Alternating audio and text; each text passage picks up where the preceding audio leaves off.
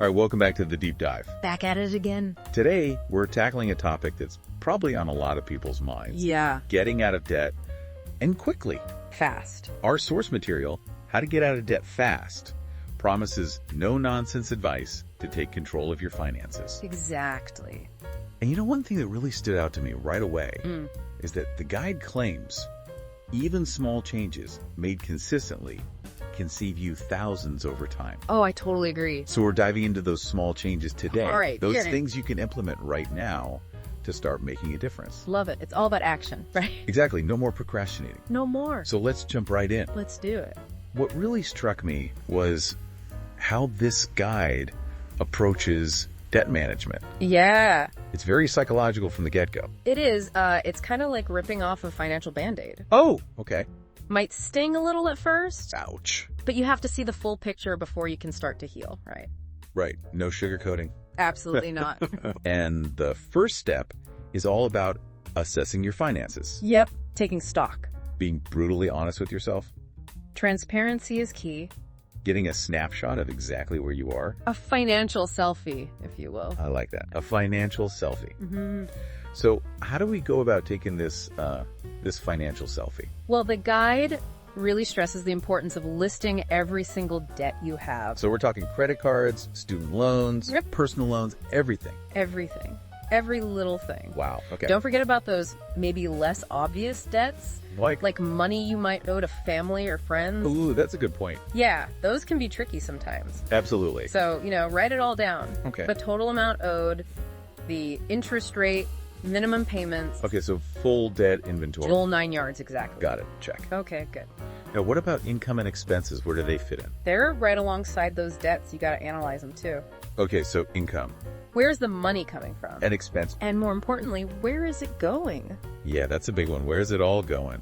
It can be a bit of a mystery sometimes. It can? But the guide really helps you break it down. Okay.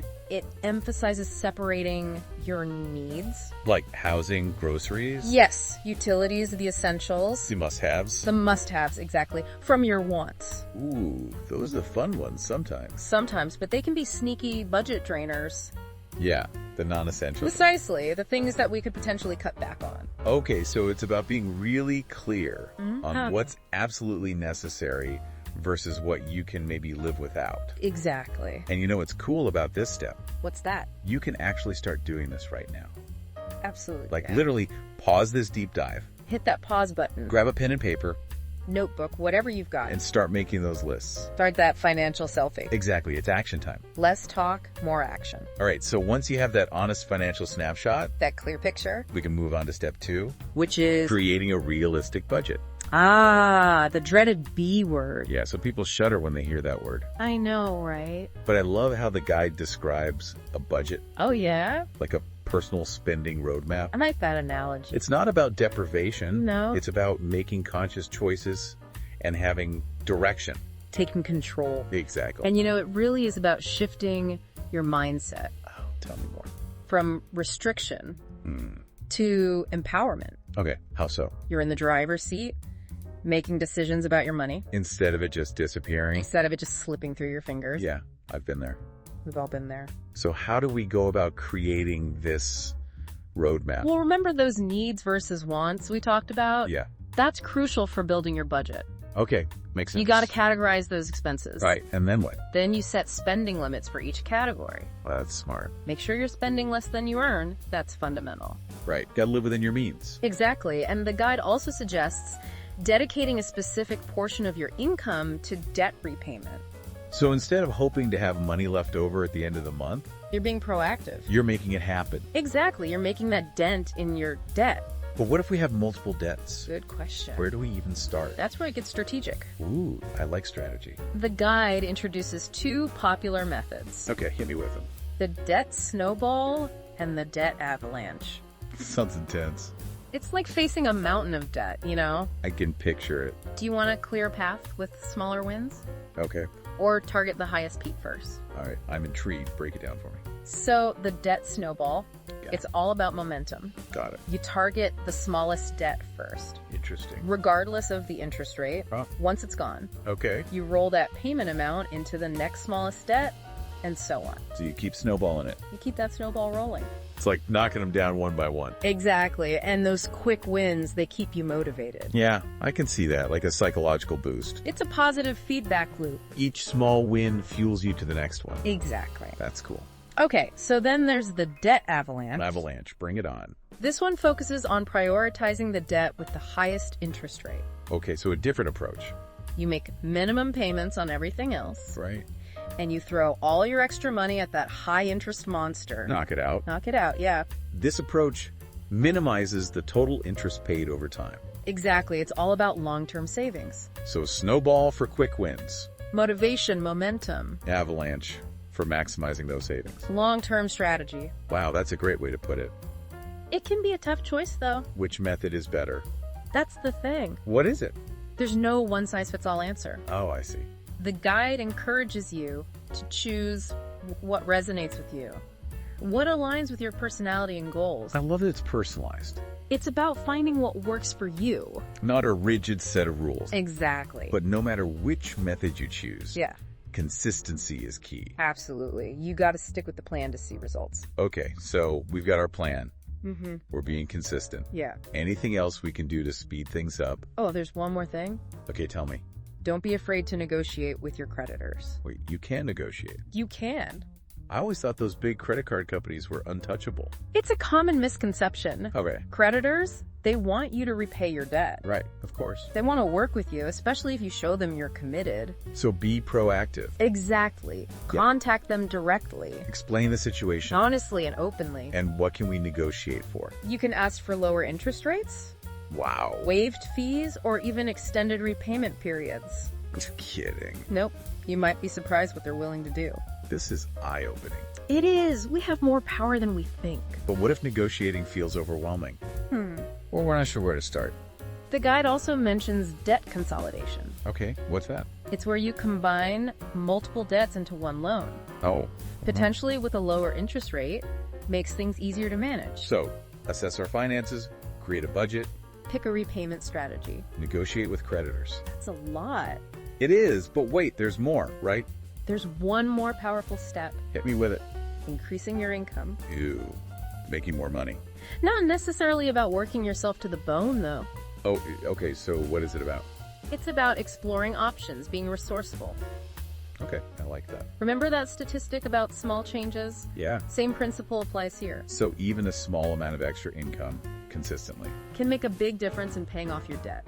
Okay, I'm sold. What kind of options are we talking about? Well, the guide highlights the rise of the side hustle. Side hustle, love it. Like, there's this case study. Oh, tell me more. Someone used freelance writing to pay off a big chunk of credit card debt Really? in just a few months. Wow, that's impressive. It shows the power of leveraging your skills. And finding creative ways to generate income. Exactly. Freelancing is a great option. Flexible, you can use your talents. Absolutely. What else? Remember all that decluttering we talked about? Yeah, getting rid of stuff. That can be a source of income, too. Wait, really? Online platforms like eBay, Facebook Marketplace, Oh, okay.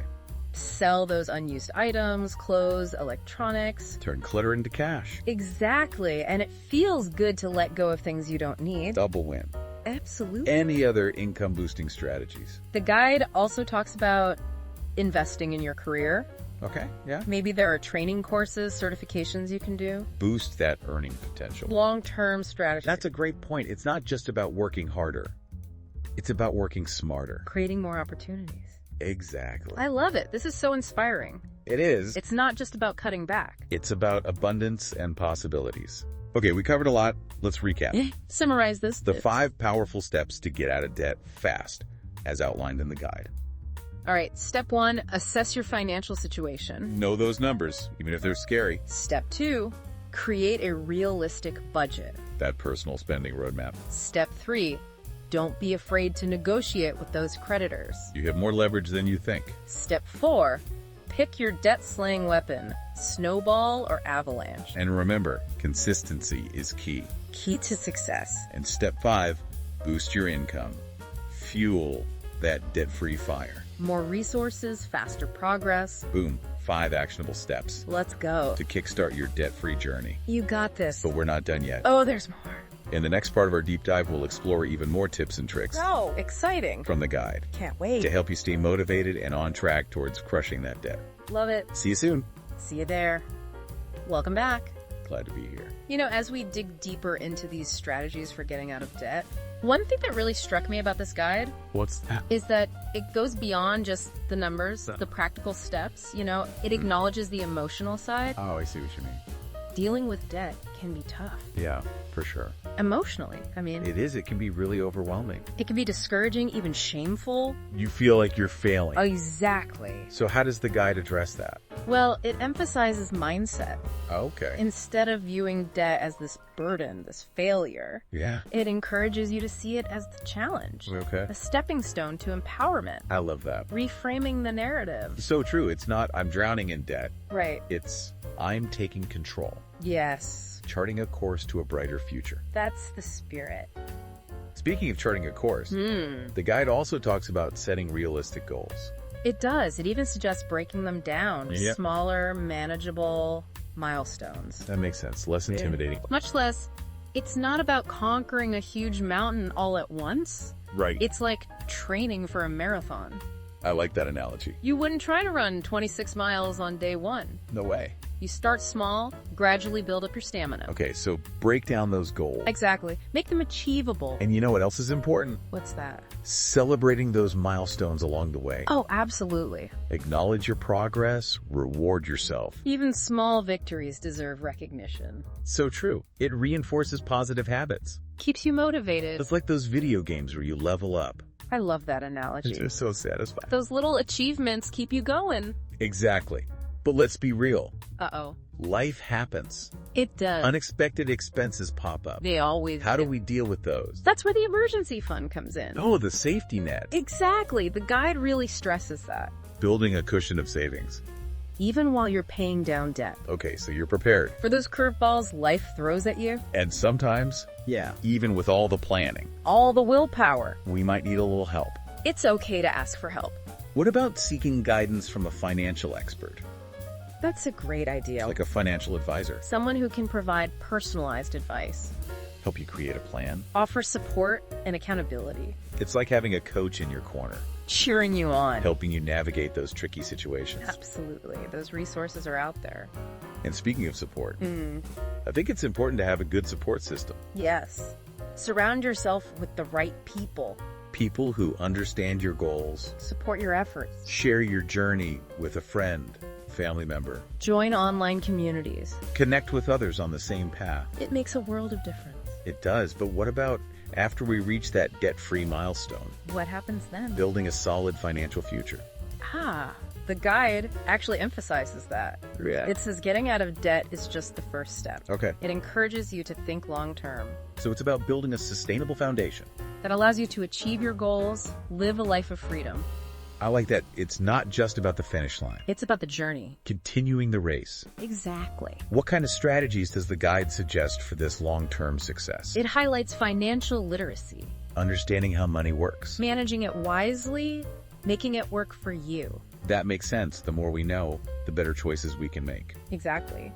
But it can feel daunting. Where do we even begin? The guide recommends starting with the basics. Budgeting, saving, investing. Managing debt, all that good stuff. There are resources out there. Tons of resources, online, libraries, workshops. It's a journey of continuous learning. Always expanding your knowledge, refining your skills. But what about those big life goals? Buying a home, starting a family, even your own business. It's exciting to think about. The possibilities are endless. Once you have that solid financial foundation in place, It's about creating a life you love, free from the constraints of debt. fueled by the power of freedom. I love this conversation. Me too. It's so insightful. We've gone beyond just tackling debt. It's a whole new mindset around money. Empowerment, awareness, long-term vision. Absolutely. What are some key takeaways for our listeners? Great question. I'd say the most important one is you have the power to change your financial situation. I love that. It starts with taking that first step, no matter how small. Committing to the journey. Empowering yourself to take control. Create the future you desire. We've covered a lot in this part. We have. But there's one more element highlighted in the guide. Oh, really? What is it? We'll explore it in the final section. I'm on the edge of my seat. The Power of Habits. Interesting. Can't wait to hear more. Stay tuned. And we're back for the final part of our deep dive into conquering debt. The grand finale. We've talked about strategies, Mindset. support systems, all super important. Absolutely. But there's this one more element the guide highlights that I find fascinating. Okay, I'm intrigued. What is it? The power of habits. Habits, huh? Yeah, those little things we do every day. I see where you're going with this. It's not always about the big decisions, right? Right. It's those small, almost unconscious habits that can make a huge difference. They really can, like those daily coffee runs. Oh, yeah. Guilty as charged. Or those impulse purchases. Treat yourself moments. Exactly, they add up. And before you know it, they've drained your bank account. It's like death by 1,000 cuts. Ouch. That's a good way to put it. Those little things, repeated day after day, they either push you towards your goals Or keep you stuck. stuck in that debt cycle. And the guide doesn't really delve into habit-building techniques specifically. That's true. But I think it's worth exploring. I agree. Let's talk about cultivating positive financial habits. All right, so where do we even start? Well, I think the first step is awareness. Okay, Just start paying attention to your spending habits without judgment. so like a spending journal? Could be, or just mental notes throughout the day. Okay, what are we looking for? Those little leaks in your budget, where's your money actually going? Are there recurring expenses you could reduce? Or even eliminate completely. It's about making those autopilot habits visible, right? Exactly. Shine a light on them so you can make conscious choices. And then what? Then you can redirect those funds towards your debt repayment goals. Okay, so awareness is key. It's the foundation. What else can we do? Well, the guide mentions automation. Ooh, automation is my favorite. It takes the thinking out of it. Set it and forget it. Exactly. You can automate transfers from your checking to savings or debt accounts each month. So you're consistently making progress. Even when you're busy, even when you forget. It's like a system that works for you in the background. Exactly. Love that. Any other habit-building tips you've come across? Oh, there's one I really like. Okay, tell me. Have you heard of temptation bundling? Temptation bundling. That sounds kind of sneaky. It's a fun little trick, actually. Okay, I'm all ears. It's about combining something you enjoy. Like watching your favorite show. Exactly. Or listening to a podcast. Oh, I see where you're going with this. With something you need to do, but maybe don't enjoy as much. Paying bills. Reviewing your budget. That can be a drag. But if you pair it with something fun, it makes it more bearable. So like, I can only watch my favorite show while I pay bills. Exactly. It's like rewarding yourself for taking care of those essential tasks. I love it. Making good habits more enjoyable. That's the key, sustainable change. Because, let's be honest, building new habits is hard. It is. It takes time and effort. And we're going to slip up sometimes. We're human. It happens. But the key is to keep practicing, keep refining our approach. Exactly. Progress over perfection. This whole conversation has been so eye-opening. It really has. We've gone beyond just getting out of debt. It's a whole new way of thinking about money. A mindset shift. Empowerment, awareness, long-term vision. And I love that we talked about the power of habits today. Me too. It's an important piece of the puzzle. Because ultimately, the journey to financial freedom is personal. It is. It looks different for everyone. So I want to leave our listeners with a thought. Okay. What does financial freedom truly mean to you? That's a good one. What are your dreams, your aspirations? What kind of life do you want to create? Financial freedom is not just about numbers. It's about aligning your choices with your values. Creating a life that brings you joy and fulfillment. Well said. We've reached the end of our deep dive. Time flies when you're having fun. And I hope you feel empowered to take charge of your financial journey. You've got the tools. Now go use them. Remember, you have the power to create the life you desire. Free from the burden of debt. And it all starts with a single step. What will yours be? Thanks for joining us on a deep dive. It's been a pleasure. Until next time, stay curious, stay informed, and keep diving deep.